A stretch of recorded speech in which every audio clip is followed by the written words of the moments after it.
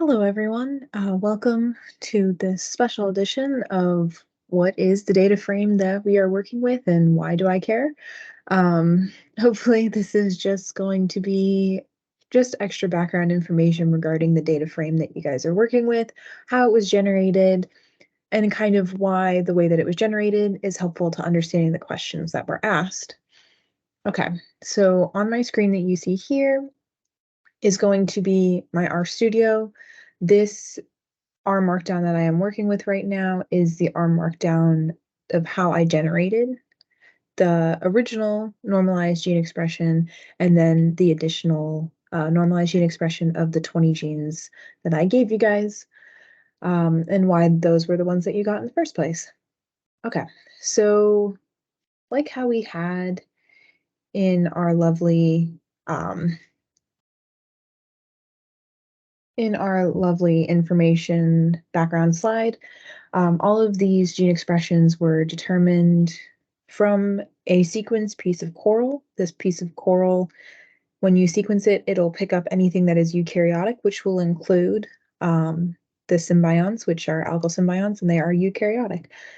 So what we are doing in this particular one is we're taking this sorting protocol called BB split, and we are taking just the genes that were sorted to cladocopium. There's other clades of symbionts that it could have been sorted to, but we are exclusively looking at clade C as it's the most popular of the symbionts, and it is one of the ones that has the most reads associated with it to make everything easier for you guys. So more reads means more genes for you guys to look at, or more counts specifically. So this is the protocol that happens on a Linux system. You guys may or may not be familiar with this because of the bioinformatics class. And then DE-seq is what we'll be talking about today, and that's how we get the normalized information. Okay, so going back here, what happens when you sequence is that you get this essentially CSV file that's just raw counts.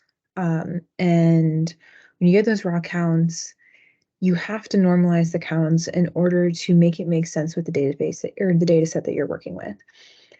So for this example, I'm working in this data set. I'm going to copy this portion of code, drop it down here.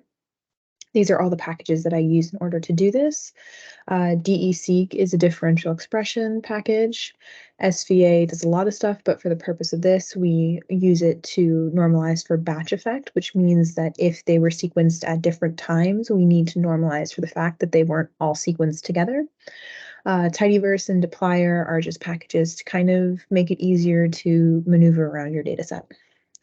So anyways, so first thing that we're going to do is we're going to take all of the raw counts that came from our pipeline from off of Linux, working there in a HPC or high performance computer, and moving it down into R. And so we have these raw counts. The issue with these raw counts here is that some of these symbionts came from one study and some of these symbionts come from another study, which means there were two separate sequencing protocols that happened. What this means is that there's now a batch effect, which essentially is just the different batch that you ran the sequencing on made it slightly different. If people are bakers, oftentimes if you bake something one day and you bake something the other day, they're not always exactly the same. There's something slightly different each time. It's either because you had a different you use different chocolate chips for your chocolate chip cookies. Instead of using Ghirardelli, you use Kroger store brand or something like that. And all of those little things can add up to create your batch effect. So we're going to load this data in. The numbers here represent for the first batch, there were 20 samples, and then for the second batch, there were 21 samples. So pop that in really quick.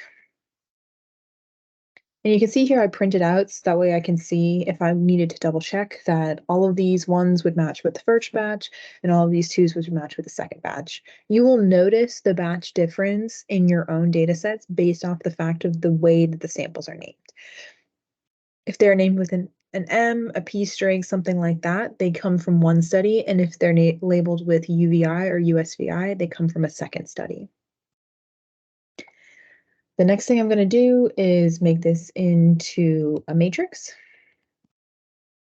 And then I'm going to run combat seek. And combat seek is just how we batch effect for it. And so you can see it'll just normalize using a general linearized model, something that you guys can kind of be familiar with now, and essentially just adjust the sequences accordingly. Kind of takes a couple seconds. No big deal.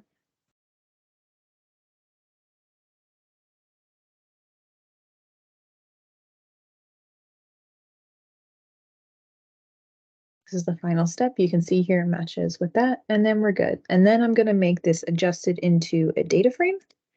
So that way it's easier to write it out into a CSV file for myself. I am personally not going to do this one because I've already done it, and it will make the same thing. So it's not a big deal to me. Next thing I'm going to do is take the metadata file that I have. This metadata file includes everything. So we'll take a look at it real quick. The original metadata file includes all the information for all of the information originally, and it didn't have just clade C. It had clade A, clade B, and clade D, and I filtered it out. But this is actually, I just filtered out accordingly, like already. So the one that I had in this folder was already fixed up. Okay, so the next thing that's going to happen is a DE-seq model. And so what a DE-seq model is referencing is differential expression. And there's a couple things that go into this. The point of us doing a DE-seq model at this point is to get normalized read counts. So we've already normalized for batch effect, which is helpful. But the other thing that we need to do, especially with this study, is we need to normalize for our variables of interest and or other things that could be kind of causing a difference in expression. And so for this data set, you have to take your count data, and the call data is just your column data or your metadata. You need to make sure that they match. So that's what this one gets called for. So see how all they say true means we're good to go. And then we create the DE-seq matrix. So while this is running, I will explain what is happening. Or that was actually a lot quicker than I thought it was going to be. So what happens is that we round up the count data. So now instead of having decimal points associated with it, it's going to get round up. And the design is looking at what is dominant and what is the host. So then from there, I should point out, I designed this in mind with looking at what's going to be a dominant one. So whatever variable is last is like the variable that you're testing for. And then anything before it is something that could be affecting it, but it's not the variable of interest. You guys are looking at this specific variable, which is still an important variable, but the model was built this way. And the next things that happen is that we're going to do a variance stabilizing transformation. So that's our normalization that's happening, and that's where we get our normalized counts, VST. VST stands for variance stabilizing transformation. It's a transformation that is very quick to do. It is similar to an R-log normalization, but I tend to do VST mostly because of the fact that I normally work with really big data sets. So VST is suggested if you have more than 20 samples. R-log can take quite a bit of time to run. So VST is normally better if you are doing that. There's also a lot of other statistical reasons why you might want to choose VST over an R-log, although those are all something that you can look at in the DE-seq protocol because they have some pretty good documentation on that. Okay, so the next thing that happens is a DE-seq model, which is where we're getting your 20 genes.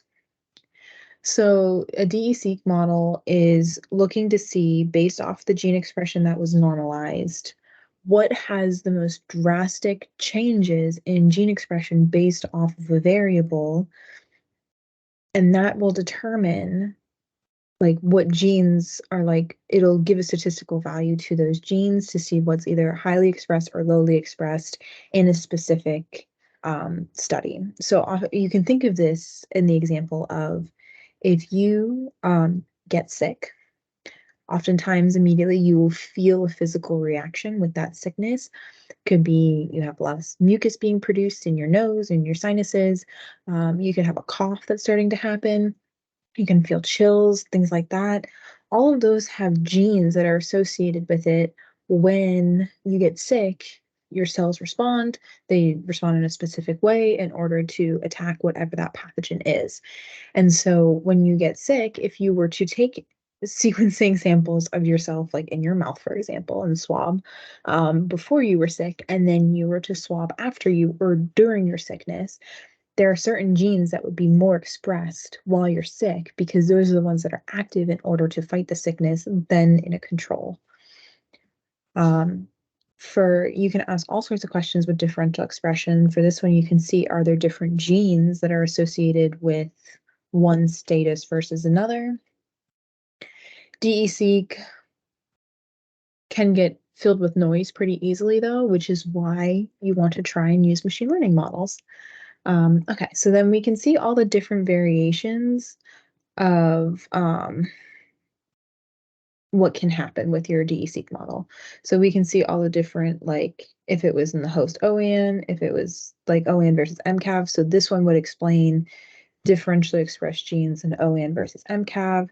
This one would explain differentially expressed genes in MCAV versus OFAV, et cetera, et cetera. I'm giving you the list from dominant, yes or no. And so what we do is we can just create a data frame that would include this information. So what that looks like, and I'll just pull it up as it is so that we can all take a look at it together as the CSV file.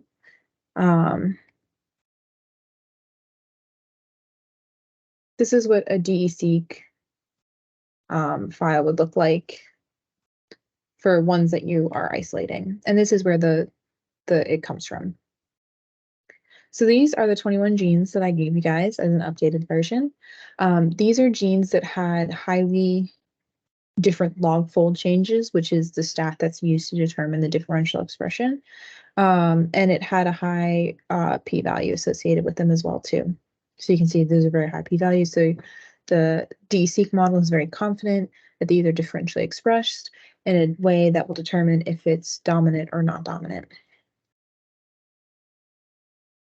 Like how we said before with the biology of symbionts, there are, on the coral side, definitive preferences for some of these species. Like Pias really only likes Symbiodinium, which is clade A, but it can house other ones. So looking at this stuff, looking at these genes on the symbiont side and seeing if it's dominant or not should also play a role into if it can classify for being in one host or another. You can also take these genes. So for example, I'm going to take these 21 genes and we can go to UniProt. So all of these genes are annotated with UniProt. And this is the way that we do it so that we can have the most up-to-date one, kind of the easiest way to kind of compare to multiple different species so that they're all kind of named the same way. And we can also confirm all sorts of interesting information about it from a biological perspective. So you can create a list of your genes, map them, and I'll give you all sorts of information. We're queuing this up. It's quite quick for the most part. And so you can see all this information here. So some of the ones that we have in here are actually quite interesting in general because a lot of them are like some very interesting, and it doesn't matter what organism it comes from. Not all of them will come from a dinoflagellate, which is what a symbiont is, but it's just what that context sequence matched best to. And there are other ways to confirm the functionality of it.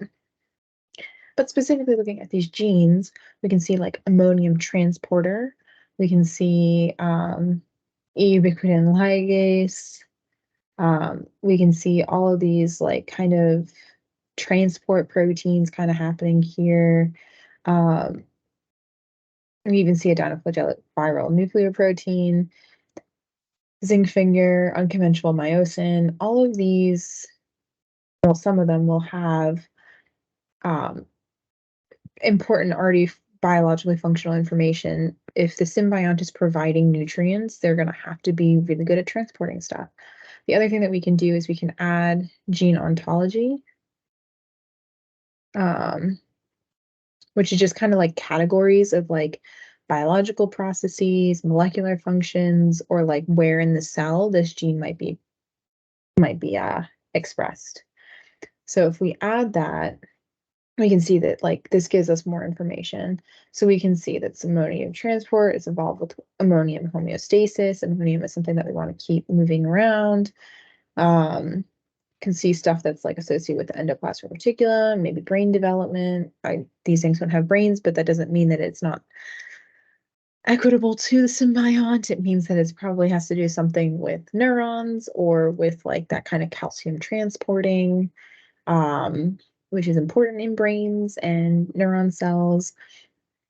We can see all sorts of stuff with cell surface, if it needs to be able to interact with the host, maybe how it's interacting might be referencing how it is interacting on the cell surface, metal ion binding, just kind of all these different things, insulin response. You can see all these other ones, vesicle transport. All of those ones are kind of insinuating that we can have like movement of good nutrients back and forth. So essentially that's what that is. So your um, original VST file came from this, originally normalized.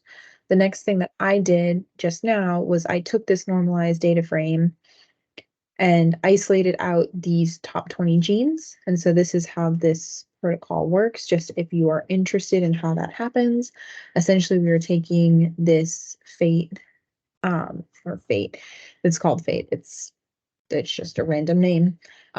It's the differential expressions, this file. I'm taking the top 20 rows, which are the genes, the top 20 genes, and I'm just grabbing a vector that says what genes they are here. So you can see when I print out DEGs needed, it's going to be that same list of genes that we just put into UniProt. From there, we use that to subset the gene count matrix that we had already created, and then it created this new 20 subset that you guys got in your announcement.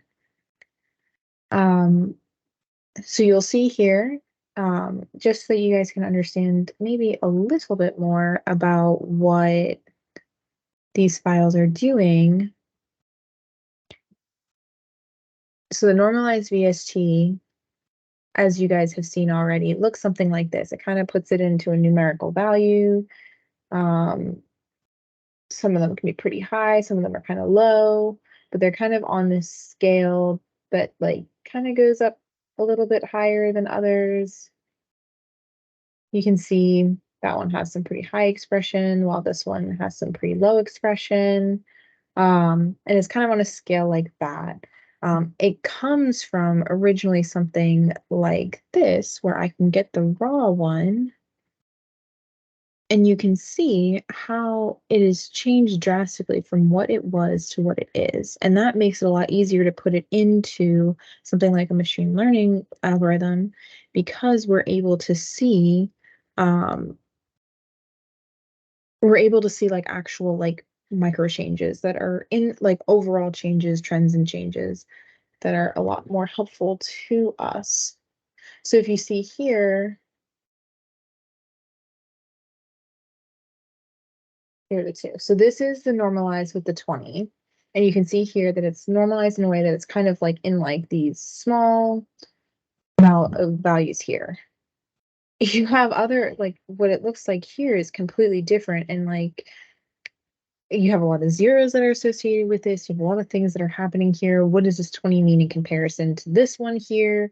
Um, I don't know. Let's take a look at one of our specific genes here. So you can see here, it's like you got a lot of zeros from a lot of these, but then there's other ones that have massive amounts. But like, how are you supposed to actually tell what's relevant and what's not? And this normalization helps you with that. So overall, I kind of hope this was helpful for you to just like understand where these expressions come from and how the data sets work like that. And so you can take that data set and just make sure that it's input in the way similar to how we had with the con data set. You want to make sure, based off of the algorithm you're working with, that your columns are what you're trying to test. So, aka the genes, and your rows are your samples. So you have to do that transformation, which just a quick thing if you wanted to transform something. So we'll take the gene count C. If I wanted to transform it, if we're looking at it over here now, we have 20 observations and 41 variables. The 20 observations are our 20 genes, and the 41 variables are our 41 samples. But if we're considering variables to be our like variables of interest for building our algorithm, we're going to want to transform that. So you just do this T. That's the transpose. Just going to make it the same thing. And see now it switches. And we'll actually just make sure it has a data frame. And see now it pops up. So now it's 41 observations, which is our 41 samples, and 20 genes. Okay, I hope that was helpful.